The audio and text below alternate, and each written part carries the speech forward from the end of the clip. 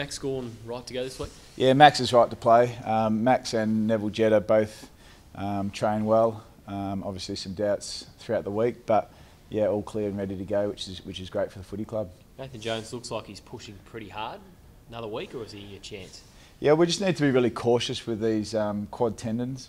He potentially could play this week, but we wanted to give him another full week of training and make sure that he is 100%. There is a slight risk of reoccurrence of those types of injuries, so but he'll be ready to go next week.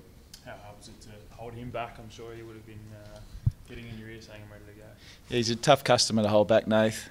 He's pretty determined and competitive, but with obviously the medical department and the high performance team, they're well aware of the risk of re-injury on quad tendons. So just to give him that extra week, get a bit more load into him and make sure he's 100%. He's a really important player for us, clearly. Angus Brayshaw came back last week in the VFL. How did he go back? And how many weeks does he need in the VFL before he's right to kind of push into his hand? Yeah, it's hard to tell for Angus. We really want to make sure he gets back playing with some confidence, especially around the footy. And we played him at half back last week in the VFL and he performed quite strongly.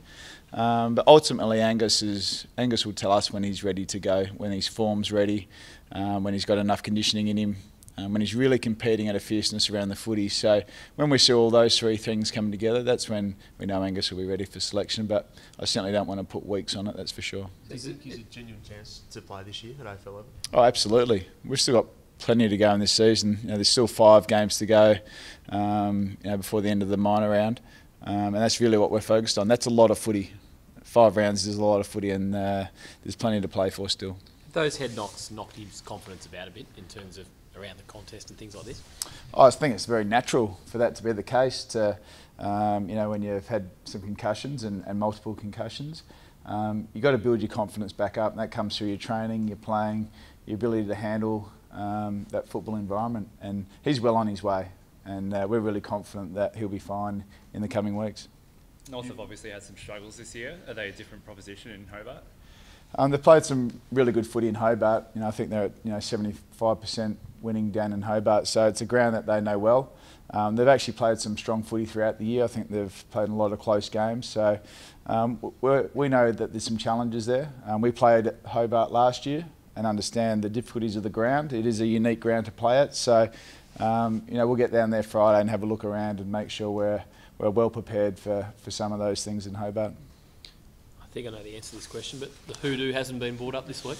Yeah, you've probably heard this answer a bit. It hasn't been brought up because, as I've said before, this playing group just wants to get on and building their own and creating their own pathway forward, and those things to us are irrelevant. And I think we've proven throughout the year that we've broken a lot of those things, around Etihad and around some other teams that we've played against, and that's a part of building a strong footy club, is to be able to do those things. And when you've got a strong footy team, you tend to break a lot of those hoodoos. Do you bother looking how they've beaten you though in the past?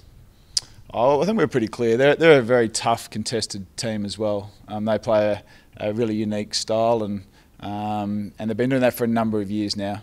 So as I said, as we build a strong footy team and a strong footy club, we'll continue to compete against teams like North Melbourne. I heard Jack Watts speak yesterday. Obviously there's 5 weeks to go to the end of the year, but the carrot of playing a final, let alone winning one, is quite a big one for a lot of guys who haven't had finals footy for so long. Have you sensed that amongst the group, or have you fostered that or embraced that, or have you gone the other way to kind of try and narrow their focus? We haven't spoken about it as a footy club at all yet. I've said this a bit, it's not where you sit in round 18, it's where you sit at round 23. And we've got a lot of work to do. 5 weeks is a long time in a season. So we can't afford to look too far in front. We're in a position where if you have a really positive 14 days as a footy club, a couple of weeks, you're really in a really strong position. If you have a poor 7 or 14 days, you're right back amongst it. So we're under no illusions what we need to do, and that's the furthest thing from this club's mind at the moment. The pre-finals buy the week off for clubs to freshen up a bit. Do you think that's generally, philosophically speaking, a good thing for the competition? I can only go by what I saw last year, and I liked it. I thought it gave the teams that made the 8 and qualified for finals the best opportunity to prepare as best they can, and get the best players available. And I thought it was a great spectacle, the final series last year. Jack Viney, does he play in some discomfort again this week, or is he far better 7 days on? He pulled up a little bit sore post-game, but he's fine. You know, he trained really strongly today, and it's just going to get better and better over the coming weeks. So what he was able to do last week was exceptional, and he's pulled up quite well. So we're really hopeful that he'll just continue to improve over the coming weeks.